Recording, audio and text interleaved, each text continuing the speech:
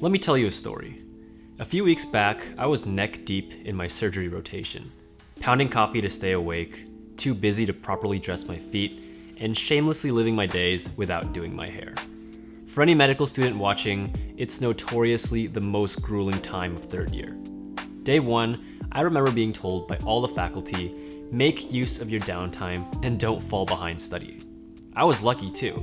I had an entire week off for Thanksgiving before my final exam, so I really had no excuse not to study. But you want to know what happened? You want to know who binge-watched YouTube videos, played music, and spent 12 hours researching how to properly baste a turkey, and then waited until the very last day of the rotation to dial into study hours? Yep, me. So why do we willingly postpone tasks at the expense of abandoning a long-term goal? Because looking back at my life, this wasn't the first time I put off doing important work for something more pleasing.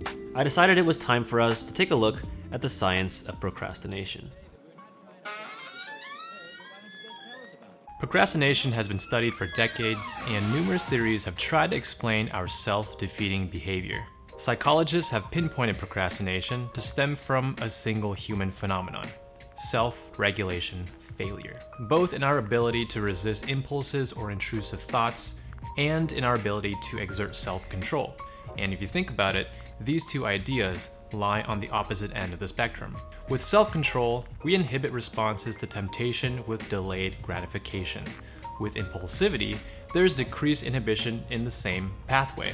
Impulsivity appears to activate the limbic system, or our emotional brain, whereas self-control activates the prefrontal cortex, our logical or higher level processing brain. And this sort of makes sense. When presented with an unsavory task, like doing practice questions or deconstructing hieroglyphic research papers, we have an instinctive emotional disgust in the activity.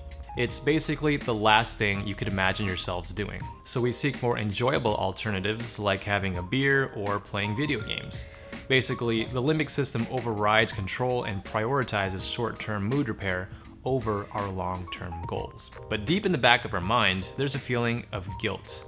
That's the prefrontal cortex reminding us what we should be doing instead.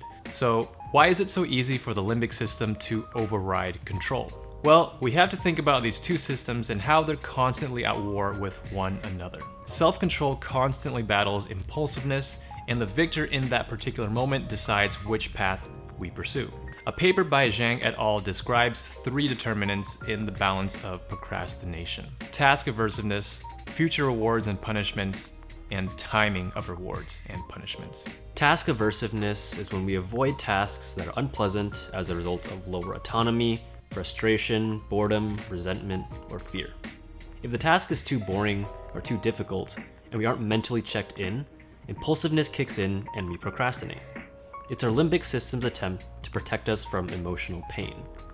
I noticed that while I was doing flashcards, I would pick up my phone and just start scrolling through social media, or stand up to open the fridge over and over again. When trying to understand a new surgical procedure, I would start daydreaming about that cute girl I saw in the hallway.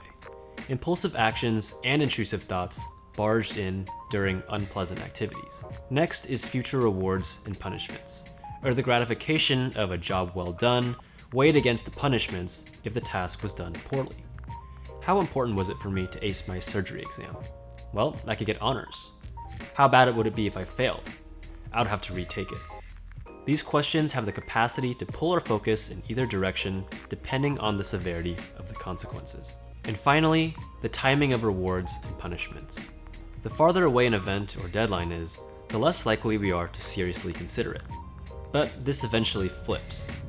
As Steven Pressfield wrote in The Art of War, at some point, the pain of not doing it becomes greater than the pain of doing it. During my week off for Thanksgiving, I literally would talk myself out of work, saying over and over, "Oh, I have plenty of time. I don't have to start studying right now." The issue is, by the time we do take action, our work often lacks quality and consistency. Not to mention the overwhelming amount of stress we endure until the task is completed. Whereas future rewards and punishments pull towards self-control.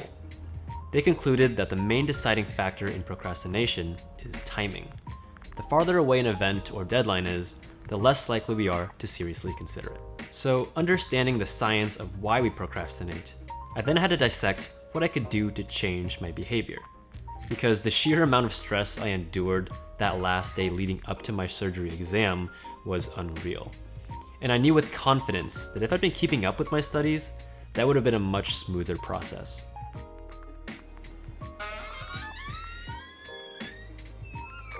The first way we came up with was to build non-negotiable habits. Procrastination, like every habit we develop, comes from repeated behaviors.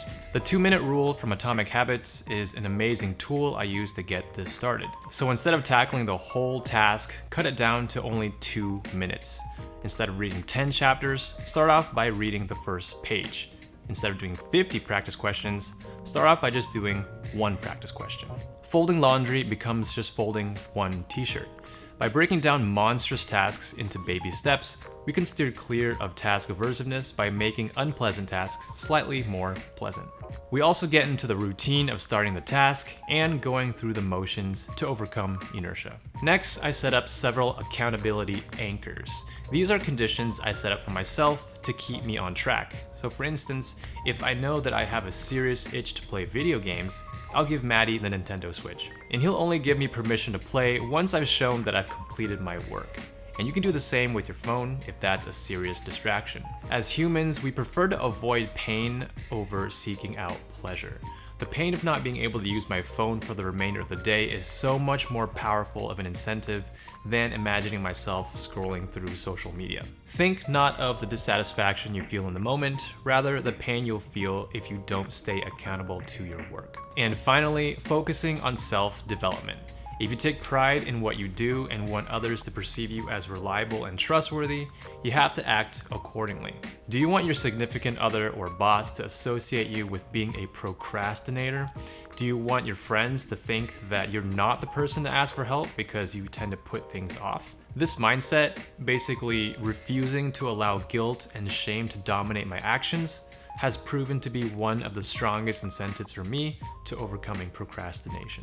After applying these 3 tips to my daily life for even just a short period of time, I noticed a substantial improvement in my focus and my well-being.